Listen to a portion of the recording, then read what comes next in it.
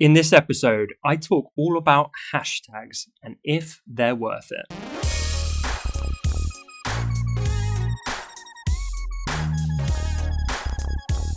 Welcome to episode 90 of The Honest Entrepreneur Show, where I help creatives master their marketing. My name's Tom Ross, and let's get into the show.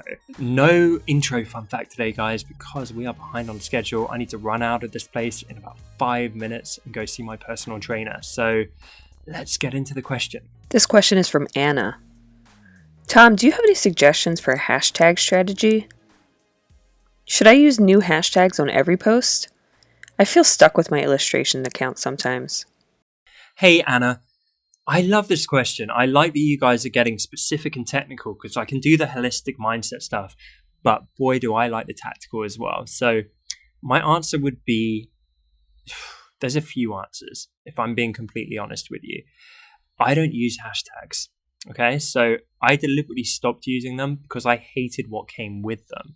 I hated the spammy comments. I hated the follow, unfollow bullshit happening on Instagram, because every time I used hashtags, especially the ones where it was like hashtag entrepreneur, hashtag marketing that was relevant to my content, I got all of these idiots who would go on my profile, clearly had just been browsing that hashtag and clicking through, leaving some shitty comment where it would be like a thumbs up emoji or like some really generic, like some of my content was just completely out of context to their comment. So I'd be talking about like, guys, I had a really hard day and here's how I got through it. And I get some comment from some douchebag being like, fire content, my man, keep it up, or some shit like that.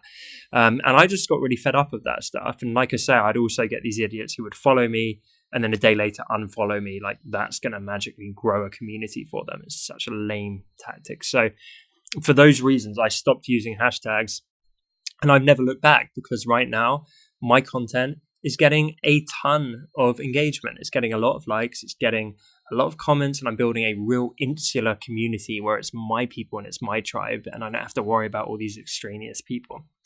And so that works for me. But equally, I am not blind to the power of hashtags, because I see some people that are putting out content which, not to sound arrogant, is maybe slightly worse than mine.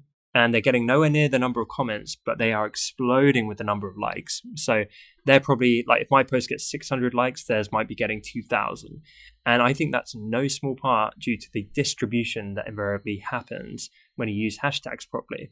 And so, in their case, they are getting a lot more eyeballs on their post. And maybe I'm being narrow-minded, and maybe I should actually start using hashtags to extend my reach. And I should stop being so precious and put up with some of the bullshit and the idiots who, leave stupid comments and follow, unfollow, because the net benefit is going to be better for me, because I will get some authentic, real people through that strategy, through the hashtags. So I don't know. I'm on the fence. You can kind of hear I'm debating with myself. If you are going to use hashtags, though, and I'm really not trying to put you off using them, that is just my personal preference, then I think something you should do is think about your intended audience. And I've talked about this a lot recently in terms of content. So are you putting out content that appeals to your peers and friends and other designers, or are you putting out content that appeals to your potential clients? And in many cases, people are putting out content that appeals to their peers. So they build a big audience of other designers, and then they wonder why they're getting no sales or no clients. I think the same exact thing maps to your use of hashtags.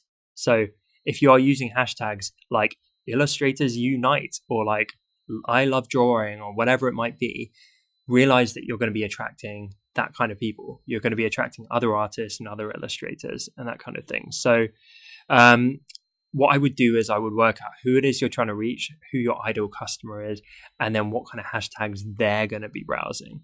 So if it is something like you're a photographer and you are trying to target families to do photos of their kids and their babies and that kind of thing, you would do something like hashtag proud parent or hashtag newborn rather than hashtag photographers or photography.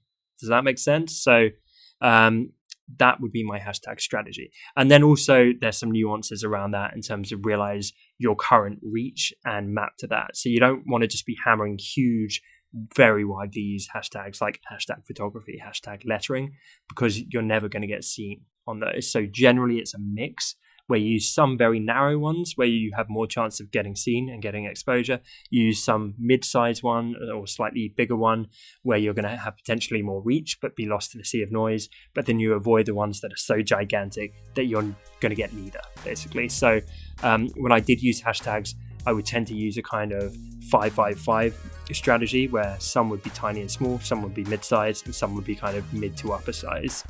And that would be my strategy. Question of the day.